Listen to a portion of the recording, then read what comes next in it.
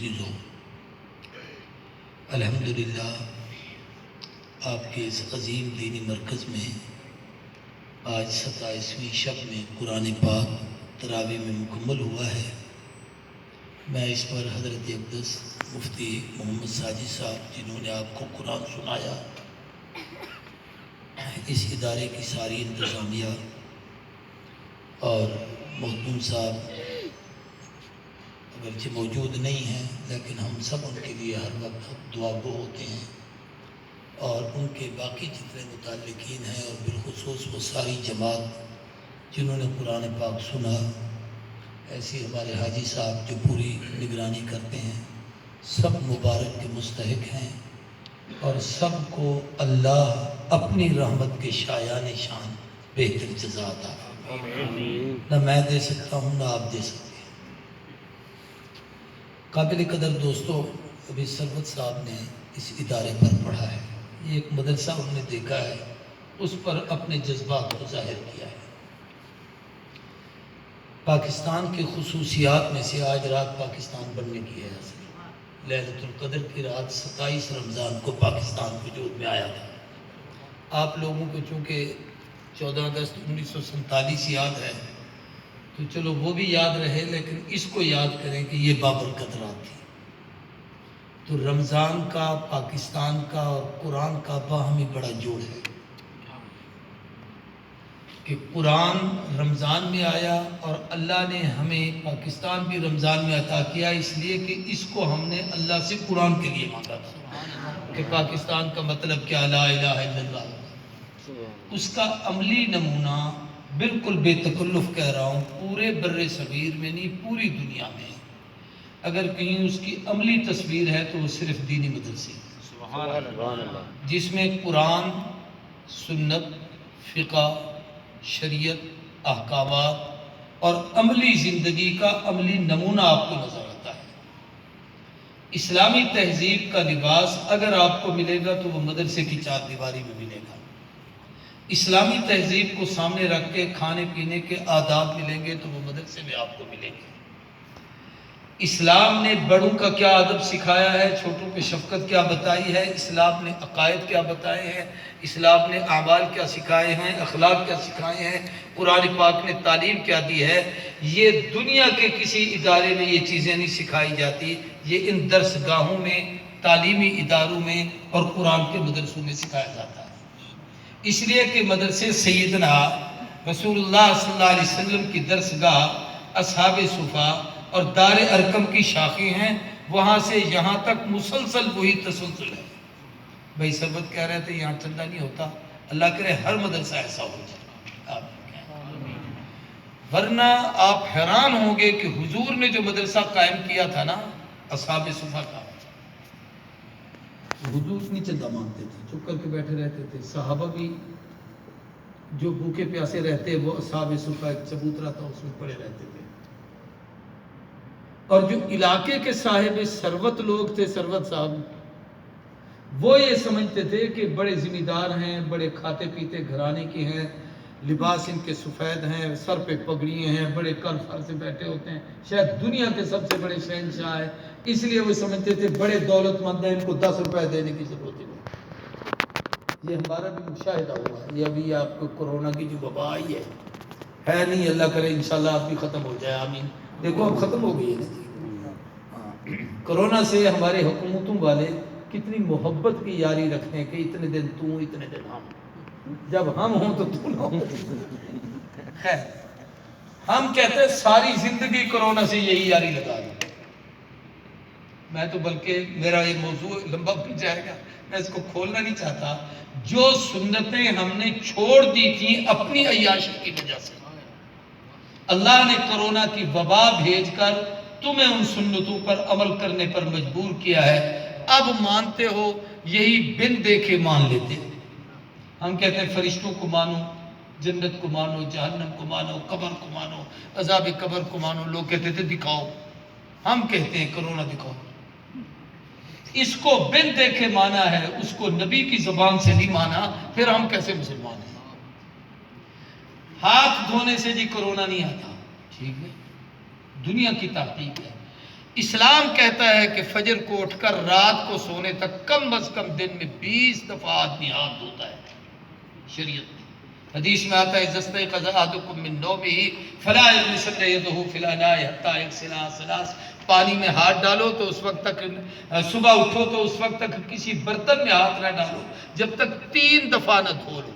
ثلاث کا لفظ ہے، 3 دفعہ. 3 دفعہ کا معنی ایک دفعہ دھو لیا آپ نے، پھر صاف کر لیے، پھر دوبارہ دھو، پھر دوبارہ دھو. آپ بے شک آپ اس کے ساتھ صابن استعمال کریں، مٹی استعمال کریں، کوئی اور چیز استعمال کریں، ہاتھ دھوئیں. دن میں 5 دفعہ نماز پڑھتے ہو، 5 دفعہ وضو کرتے ہو، اور وہ وضو میں یہ تو کہتے ہیں نا 15 سیکنڈ ہاتھ دھو، وضو میں آپ 5 منٹ ہاتھ دھوتے رہتے ہیں. وضو کر رہے ہیں تو ہاتھ پانی دھو رہے ہیں، کلی کر رہے ہیں تو ہاتھ کو پانی لگ رہا ہے، چہرے پہ پانی ڈال رہے ہیں تو تب بھی ہاتھ اس میں تر ہو رہے ہیں، بازو دھو رہے ہیں، پاؤں دھونے تک دن میں 5 دفعہ. صبح دوپہر شام، یا ہم معمول میں 2 دفعہ 3 دفعہ کھانا کھاتے ہو تو کھانا کھانے سے پہلے بھی ہاتھ دھونے ہیں، بعد میں بھی ہاتھ دھونے ہیں، 6 دفعہ تو وہ دھو لیتے ہو. قضاء حاجت کے لیے آپ باتھ میں جاتے ہیں، ہر آدمی جاتا ہے، اپنی ضرورت پوری کرتا ہے، اس کے لیے بار بار ہاتھ دھوتا ہے. تو اگر آپ یہ گنیں تو 20-25 دفعہ یومیہ ہاتھ دھوتے ہو. جس دن سے ہم نے یہ سنت چھوڑ کے ٹیشو پیپر شروع کیے تھے، خدا نے وبا بھیج کر بتایا کہ تمہاری شفا دنیا کی چیزوں میں نہیں، محمد کی سنت میں. ہم نے کبھی اس کو سوچا ہی نہیں. زمین پر سجدہ کرنا یہ انسان کی عظمت ہے. انی جاعل فی الارض خلیفہ. اللہ نے زمین پر انسان کو خلافت دی ہے، اس کا تقاضا ہے کہ اس کی پیشانی اس زمین پہ لگے تاکہ رب کے سامنے ہم جھکیں. جس دن سے ہم عیاش بن کے قالینیں بچھانا شروع ہو گئے تھے، گھٹنے چ درد پے وے سی، رگڑے تے دوں، متھے تے درد پوندے، زمین تے ہاتھ مان لگ دے. اب سارے کے سارے ماشاءاللہ کیسی زمین پر نمازیں پڑھ رہے ہیں، کتنی بڑی سنت کو زندہ کر رہے ہیں. اللہ کے نبی کے زمانے میں پتھروں کی سادی زمین ہوتی تھی، اسی پہ صحابہ نمازیں پڑھتے تھے. میں عرض یہ کرنا چاہتا ہوں کہ ہم نے سنتیں چھوڑی، اللہ نے ہم پہ ہی مصیبتیں بھیجی. صرف نبی کی سنت سمجھ کے زندہ کرنا شروع کر دو، یہ آفت بھی ختم ہو جائے گی، سنت بھی زندہ ہو جائے گی. تو میں نے بات یہاں سے شروع کی تھی کہ بھئی یہ مدارس جو ہیں یہ اسلام کے قلعے ہیں. اب یہ پچھلے دنوں یہ 3-4 مہینوں سے سب لوگ اس وبا کا شکار ہیں، ہر آدمی بھوکا پیاسا مرا ہے. یہ مدارس میں بیٹھے ہوئے لوگ یہ بھی بہت زیادہ متاثر ہوئے ہیں، لیکن ہر ایک کو آپ نے بھیک مانگتے دیکھا ہوگا. کسی مولوی کو کسی کے دروازے پر جا کر آپ نے بھیک مانگتے نہیں دیکھا ہوگا.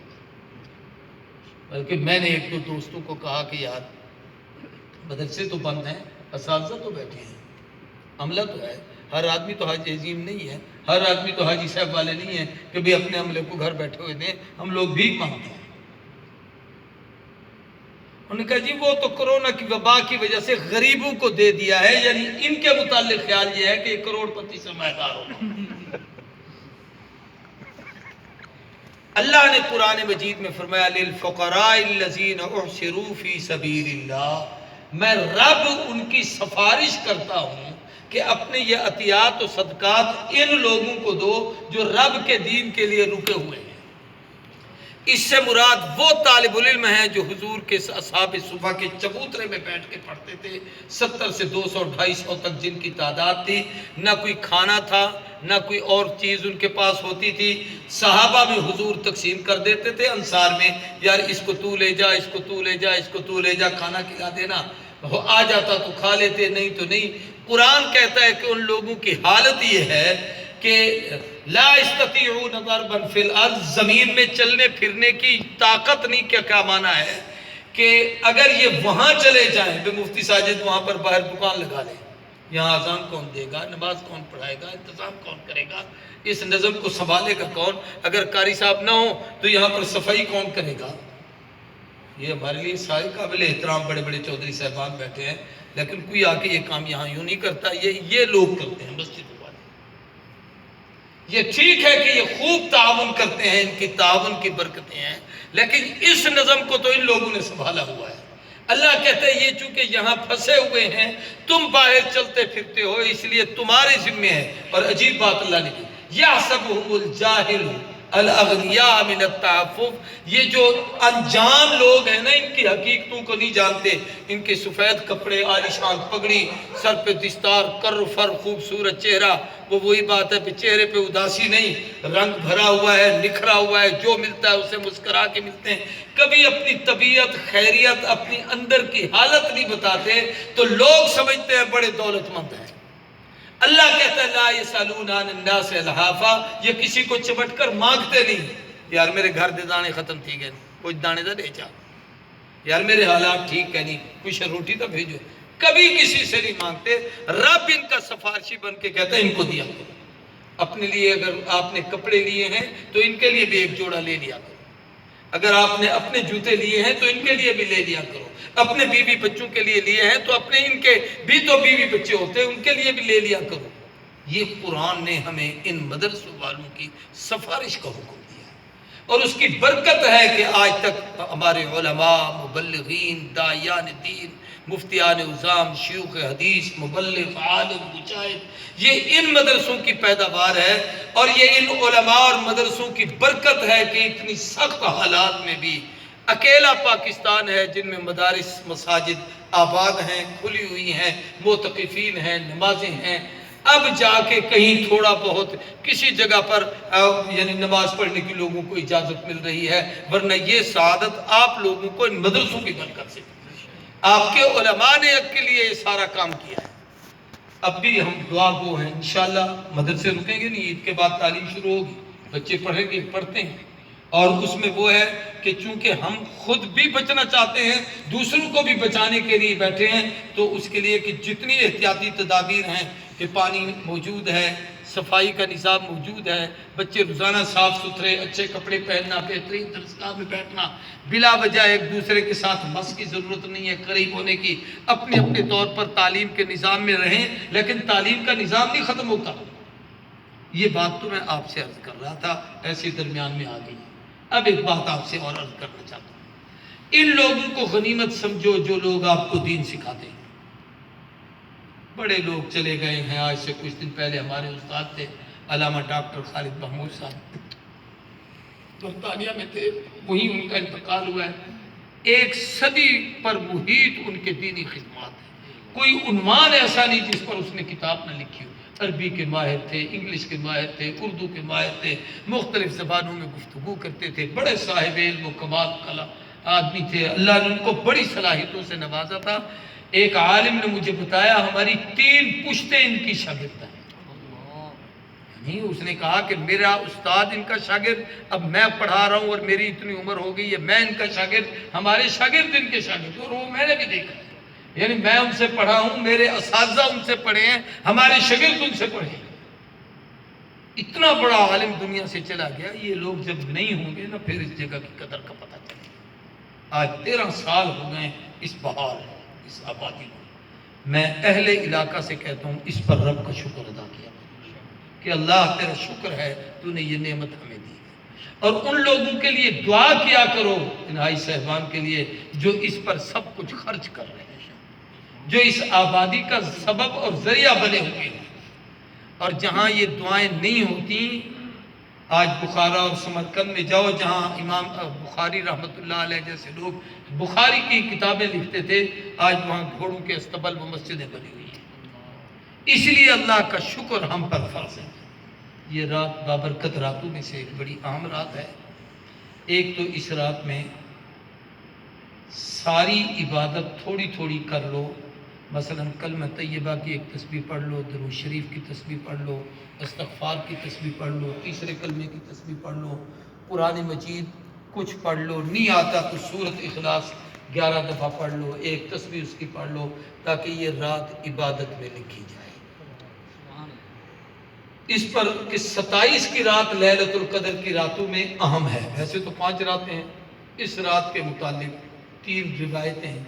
آج میں نے شاہ عبدالعزیز محدث دہلوی کی تفسیر عزیزی میں دیکھی ہیں، وہ نقل کرنا چاہتا ہوں. بڑی چھوٹی چھوٹی سی ہے.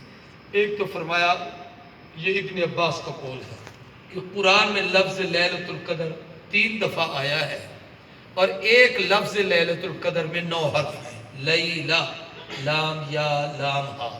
القدر، الف لام قاف دال را، یہ 9 ہو گئی، اور یہ 3 دفعہ ہے تو 9 کو 3 سے ضرب دو تو کتنی بنتا ہے؟ 27، اس لیے لیلۃ القدر 27 کی رات۔ دوسری روایت انہوں نے نقل کی ہے کہ سورہ القدر کے 30 کلمے ہیں، جملہ حروف ملتے ہیں تو وہ ایک کلمہ بنتا ہے، اکیلا حرف ہو تو حرف ہے، 2-4 حرف مل جائیں تو وہ کلمہ، الف ہے تو اکیلا ہے، اللہ کہو گے تو اس میں ایک الف ہے، 2 لام ہے، ایک آ ہے، وہ ایک کلمہ ہو گیا، ایک لفظ بن گیا۔ تو اس کے کل کلمات جو ہیں وہ 30 ہیں، اور اس 30 کی اس سورت کی فضیلت کو اللہ نے بیان کیا کہ اس میں قرآن اترا، اس میں فرشتے آتے ہیں، اس میں روح اترتے ہیں، اس میں ہر طرف سے سلامتی ہوتی ہے۔ آخر میں فرمایا ہیا حتی مطلع الفجر، یہ عظمت، یہ طلوع فجر تک اس رات میں ہوتی ہے۔ یہ ہیا کی نسبت جو ہے کس کی طرف ہے کہ یہ کیا، یعنی یہ رات وہ جو لیلۃ القدر ہے، یہ کہ جو ہے نا اپنا تلفظ ہے، یہ 27واں لفظ ہے لیلۃ القدر کی اس صورت میں۔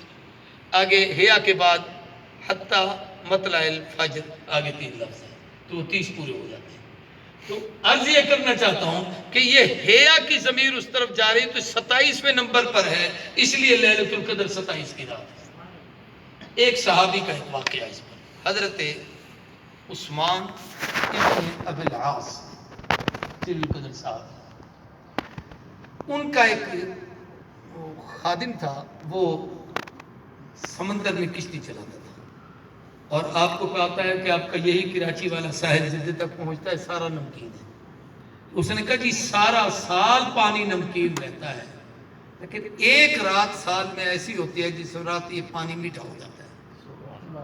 تو حضرت عثمان نے اسے کہا کہ اچھا جب وہ رات آئے تو مجھے بتانا۔ وہ چونکہ کشتی چلاتا تھا، پانی میں رہتا تھا، تو اس نے کہا حضرت آج کی رات وہ ہے۔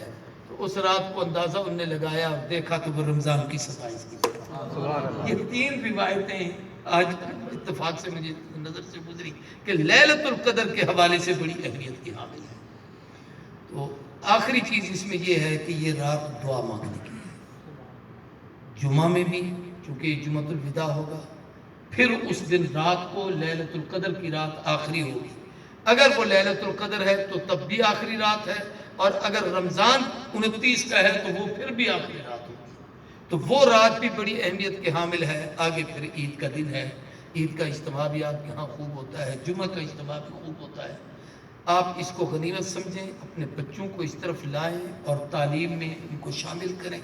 اور دیکھیں یہاں آپ کے بچوں کی کمال درجے کی نگرانی کی جاتی ہے، شفقت کی جاتی ہے، ان کی رہائش کا انتظام، ان کے لباس کا انتظام، ان کے کھانے پینے کا انتظام، ان کو وہ سہولیات جو شاید بڑے بڑے لوگوں کو اپنے گھروں میں میسر نہ ہو، وہ یہاں طلباء کو دی جاتی ہے۔ تو اس سے ہمیں فائدہ حاصل کرنا چاہیے، اور اس میں اپنے علماء کی قدر کرنی چاہیے، ان لوگوں کا خیال کرنا چاہیے، اور ان کو اپنا امام سمجھیں۔ یعنی ہمارا مال، ہمارا سامان، ہماری چیزیں ان کے لیے جن کی زندگی خدا رسول کے لیے، قرآن کے لیے۔ تو بہرحال اللہ ہم سب کو عمل کی توفیق دے۔ آخر میں جو دعائیں مانگنی ہیں، ایک تو حضور کی مشہور دعا جو بی بی عائشہ کو سکھائی، اللہم انکا عفو تحب العفو فاعف عنی، اس دعا کو سارے پڑھیں۔ اس کا ترجمہ آسان ہے، اے اللہ تو معاف کرنے والا ہے، معافی کو پسند کرتا ہے، مجھے بھی معاف کر دے۔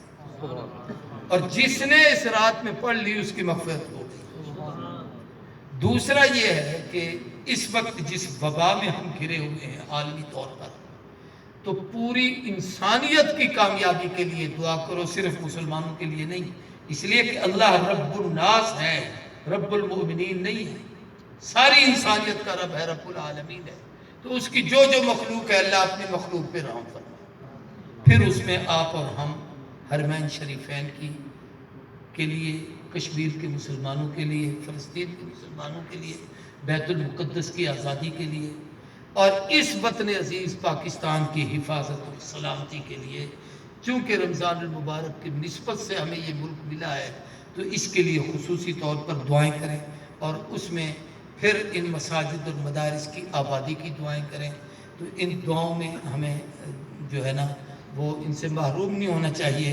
اللہ ہم سب کی اس حاضری کو قبول فرمائے اور سب کو عمل کی توفیق عطا فرمائے. میرا خیال ہے مجھے کوئی اور زیادہ تقریر کرنے کی ضرورت نہیں ہے. کافی دیر ہو گئی ہے, 1 بج رہا ہے. ابھی پھر آپ نے چونکہ صبح سحری کا بھی نظم کرنا ہے. میرا نواسا ہے, اس کی آواز شواز نہیں ہے, کوئی سر شر بھی نہیں ہے, لیکن وہ پڑھتا بھی لاہور یونیورسٹی میں ہے اور وہ کرونا میں 3 مہینے سے ادھر ہے.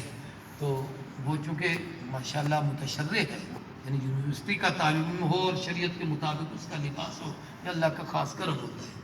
تو وہ ساتھ آیا ہوا ہے, اس کا بھی شوق ہے. جیسے ماہر سلیم صاحب کا وہ شاگرد ہے, اس نے چونکہ یہ اس کے والد کے شاگرد ہیں تو وہ ان کا شاگرد ہے. تو اس نے 2-3 شعر یاد کیے ہیں, وہ ذوقیہ طور پر آپ کو سناتا ہے. یہ آپ کے اس کی حوصلہ افزائی ہو جائے گی.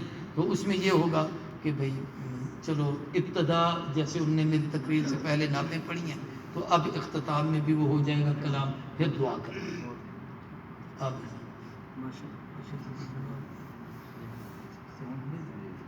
دعا بعد